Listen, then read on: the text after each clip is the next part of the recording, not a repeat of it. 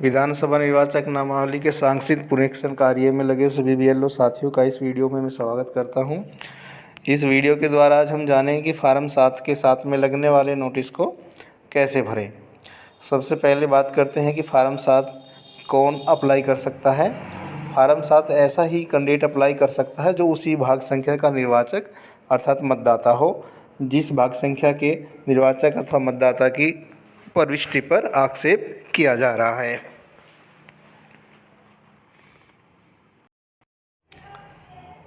साथियों, प्रारूप 14 अर्थात फार्म 7 के साथ में लगने वाले इस नोटिस को कैसे भरें, ये समझने के लिए हमने कुछ छद्मनाम, दिनांक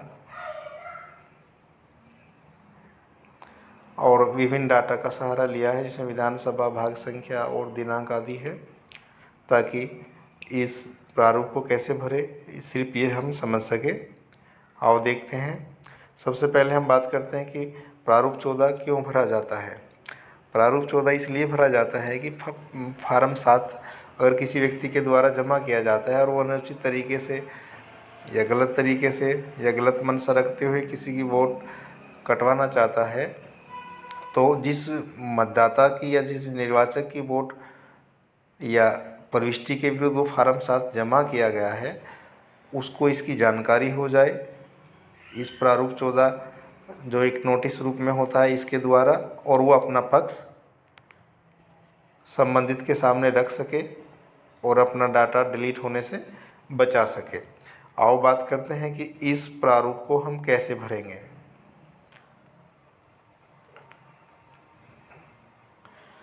इस प्रारूप को भरने के लिए सबसे पहले उस व्यक्ति पर जिसके बारे में आक्षेप किया गया है तामील किए जाने होते। ये जो पोर्शन है ये उस व्यक्ति को दिया जाएगा जिस व्यक्ति के बारे में आक्षेप किया गया है, यानी जिस व्यक्ति की वोट काटने के लिए फॉर्म 7 दिया गया है। जैसे हम यह करते हैं, उस व्यक्ति का हम यहाँ पर नाम लिखेंगे, उसका पूरा पता हमको लिखना होगा। प्रसंग से अभिप्राय ये है कि वोट काटने के लिए क्या कारण वहाँ पर प्रस्तुत किया गया है, मृत्यु है, शादी है या विस्थापन है, या उस स्थान से पूर्ण रूप से पलायन कर गए हैं, या किसी अन्य विधानसभा या की निर्वाचक नामावली में वोट वो बनवा ली है आदि कारण जो भी हो, यहाँ पर वो प्रसंग स्पष्ट रूप से लिखा जाएगा। आक्षेप संख्या से अभिप्राय ये है कि प्रारूप 7 जो भी बीएलओ को प्राप्त हो रहे हैं उसी के क्रम में ये आक्षेप संख्या चलता रहेगा। पहले फार्म के लिए 1, दूसरे फार्म के लिए 2 और तीसरे फार्म के लिए 3। इसी तरह यहाँ पर विधानसभा का नाम और उसकी संख्या आएगी, निर्वाचक नामावली की भाग संख्या यहाँ पर वो डालनी है जहाँ पर जिस व्यक्ति के संबंध में आक्षेप किया गया उसी की निर्वाचक नामावली की भाग संख्या डालनी है। यहाँ पर निर्वाचक नामावली में उसका क्रमांक, यानी जिस व्यक्ति के संबंध में आक्षेप किया गया उसका निर्वाचक नामावली क्या क्रमांक है वो डालना है, और आक्षेपकर्ता का नाम यहाँ पर हम डालेंगे, उसका पूरा पता लिखेंगे। अब बात करते हैं कि इस संबंध में जो प्रकरण दिया गया है ये नीचे देखते हैं, यानी शादी, मृत्यु या विस्थापन या निकाह निर्वाचक नामावली संबंधी निर्वाचक की प्रविष्टि को हटाए जाना विषयक है। ये जो प्रकरण दिया गया इसके संबंध में राजीव को, यानी जिसके संबंध में आक्षेप किया गया है, राजीव को अपना पक्ष रखने के हेतु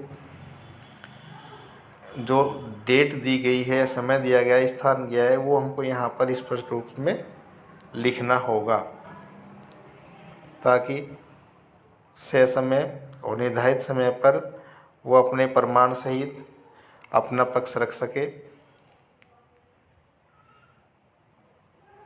वो यहाँ पर हमको डेट डालनी होगी।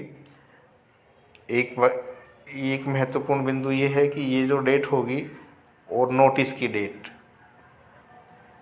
इसमें कम से कम 8 दिन का अंतर होना चाहिए। यहाँ पर 3 डेट हम फेस करेंगे। जो पहली डेट होगी वो फार्म 7, यानी कि फार्म 7 आपको किस दिनांक में प्राप्त हुआ, उसके बाद बीएलओ अपनी जांच करेगा उस प्रारूप 7 के संबंध में, और जांच के उपरांत वो नोटिस तैयार करेगा। नोटिस तैयार करने के उपरांत जिस निर्वाचक की वोट काटी जा रही है या निर्वाचक की प्रविष्टि हटाए जाने पे की अपेक्षा की जाइए, जिस दिनांक को उस व्यक्ति को या उस निर्वाचक को नोटिस तामील कराएगा, दूसरी डेट वो होगी जो यहाँ पर मेंशन की जाएगी। और इस प्रकरण की सुनवाई जिस दिनांक को होगी, यानी उसके बाद कम से कम 8 दिन, 10 दिन, 7 दिन इतना अंतर रखते हुए उसको सुनवाई की डेट दी जाएगी। और यहाँ पर उसको पूरा प्रकरण स्पष्ट रूप से लिख कर दिया जाएगा, ताकि वो अपने साक्ष्य और प्रमाण लेकर के तहसील कार्यालय में उपस्थित होकर के अपना पक्ष स्पष्ट रूप से रख सके। तो यहाँ पर हमको 3 डेट फेस करनी होगी: आवेदन पत्र की, नोटिस के दिनांक की और सुनवाई के दिनांक की। आगे देखते हैं पार्ट 2। जो पार्ट 2 होगा हमारा, वो इस पूरे फार्म से अलग होकर के फार्म 7 के साथ में नथी होकर के कार्यालय में जमा कराया जाएगा। और इसी के साथ में सूचना की तामील का जो प्रमाण पत्र होगा वो भी साथ में ही नथी रहेगा, इसको अलग नहीं किया जाएगा।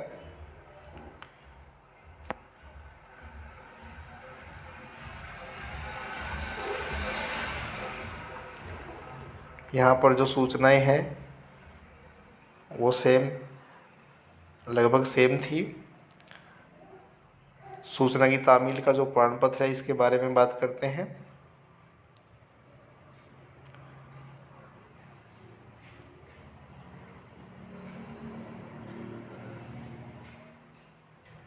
सूचना की तारीख की सूचना प्राप्त हुई। तारीख, यहाँ पर तारीख जो डाली जाएगी वो डाली जाएगी जिस दिनांक को सुनवाई होनी है। यह प्रमाणित किया जाता है कि मैंने सूचना की तामील जिस व्यक्ति के संबंध में प्रविष्टि पर आक्षेप किया गया है उस व्यक्ति का नाम, यहाँ पर उस व्यक्ति का नाम स्पष्ट रूप से डाला जाएगा, उसका पता पर व्यक्तिगत रूप से या उसके निवास स्थान पर जाकर, यानी व्यक्तिगत रूप से, यानी आप डायरेक्टली जाकर के उस व्यक्ति को दे सकते हैं। अगर वे नहीं मिलते हैं तो उसके निवास स्थान पर आप चस्पा कर सकते हैं। जिस दिनांक को आप वहाँ पर नोटिस चस्पा करेंगे वो यहाँ पर मेंशन करना होगा और उसका दिन भी लिखना होगा।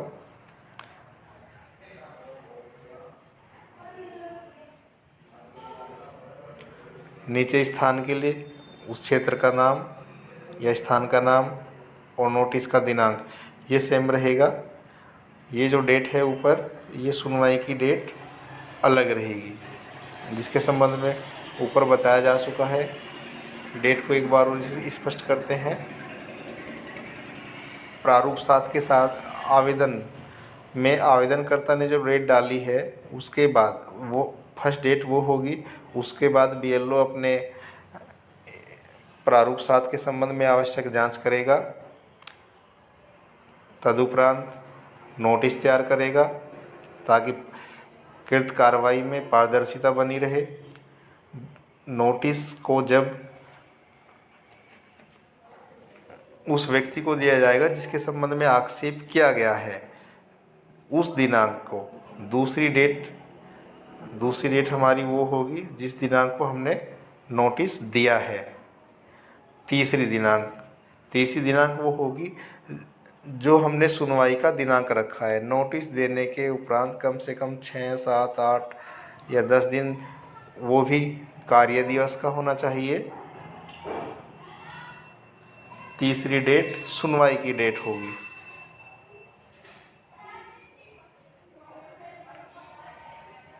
ये स्पष्ट है कि पार्ट 2 जो होगा हमारा फार्म 7 के साथ में नथी होकर के जाएगा और पार्ट 1 जो जिस व्यक्ति के प्रविष्टियों के संबंध में आक्षेप किया गया है उस व्यक्ति को उपलब्ध कराया जाएगा। इस वीडियो में इतना ही।